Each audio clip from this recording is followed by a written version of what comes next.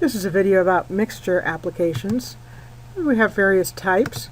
There's the investment type, where you invest a certain amount of money at an interest rate. There's our percent mixture, where perhaps you're trying to create a solution of a certain strength. Or the cost per quantity, where we might have maybe a food item at a certain amount per pound. And although these look different, the mathematics is essentially the same. And in this video, we're going to take a look at the last two types. So here's an example. We're going to mix some of our 6% solution with some of the 15% solution. Now we're going to organize this information in the boxes. So let's name these two types of solutions, and we'll call them just simply the 6% solution and 15% solution. And in this case, we do have a mix, because we're going to end up with a mix here. In other words, we're taking our two solutions. Here's our two solutions here. And we're adding these together, and we're pouring these in to get a new solution. Rather crude picture there. And so we do need a third row, and that's our mix, which will be 8%. Now we want to set up the rates. We're looking for the word per, and in this case it's percent. We're just going to change from the percent to the decimal. So we're looking at the 6%, 15%, and 8%. We're going to change those to decimals, and that gives us our rate.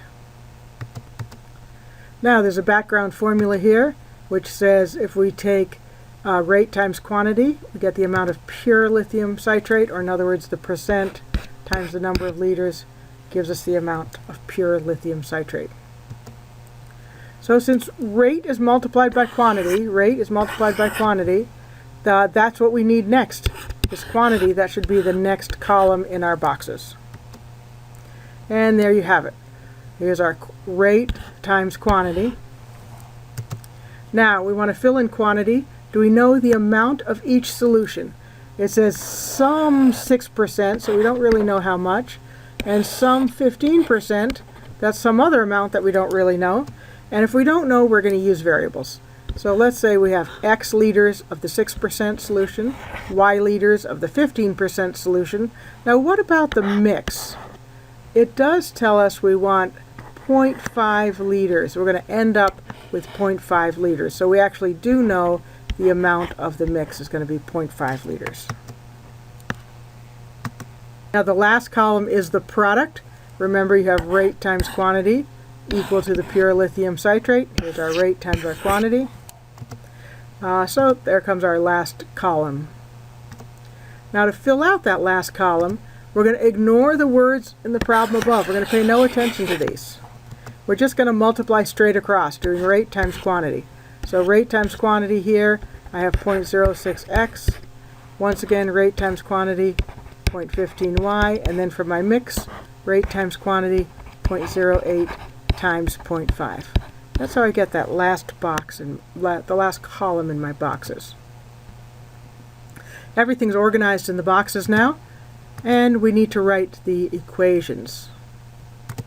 Now, when we have a third row, as we do here, we have this mix. This is our third row.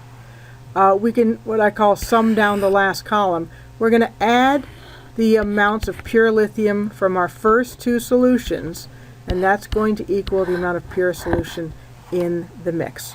In other words, I'm going to take 0.06x plus 0.15y, and that will equal 0.08 times 0.5.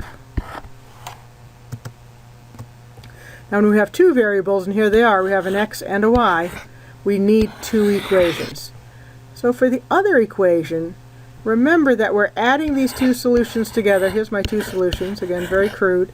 I'm adding these together, in other words, I'm like pouring them in to create my new solution.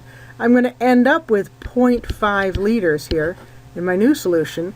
So x and y, that's how many liters I have in the first and the second, have to add up to 0.5. That's my next equation. X plus y equals 0.5. And now we need to solve these equations. There's more than one way to solve this equation, but I'm going to use this method where I'm going to subtract x from both sides here to give me y equals 0.5 minus x. Now that I have a quantity for y, I will be able to take that and substitute that in for the y in the other equation. So there we have, we've solved for y, and we've then substituted this expression for y into the second equation. And this is, of course, solving by substitution. The next thing I need to do is to multiply through here. And I'm also going to multiply these two items in the process of continuing solving this equation.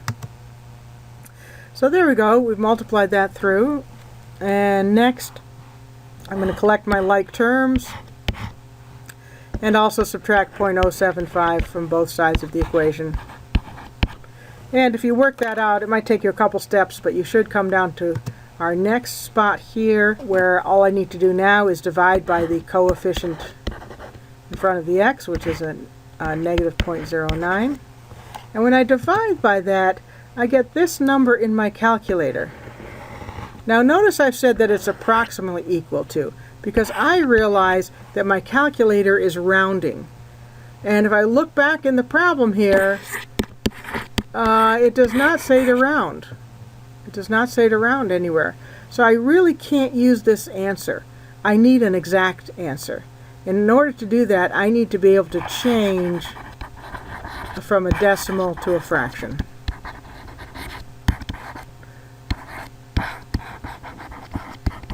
And there are various ways for you to do that. I'm not going to go over that now, but we will change this to a fraction, and we come out with x equals 7/18. Now we still need to find y, but I can find it right there because y is 0.5 minus x, so I can use y equals 0.5 minus x, but I know x is 7/18. Now I have a fraction and a decimal. It'll take a little bit to work that out, but you should come out with 1/9 as your answer for y once it's in fraction form and reduced. So now we have our x and our y. We're looking pretty good. We still need to get a final answer here. So you want to write your final answer in words and make sure you are answering the actual question and make sure you're using the units. So what is the question here? How much of each type of the solution should you mix? That's what we need to answer. And there is our answer.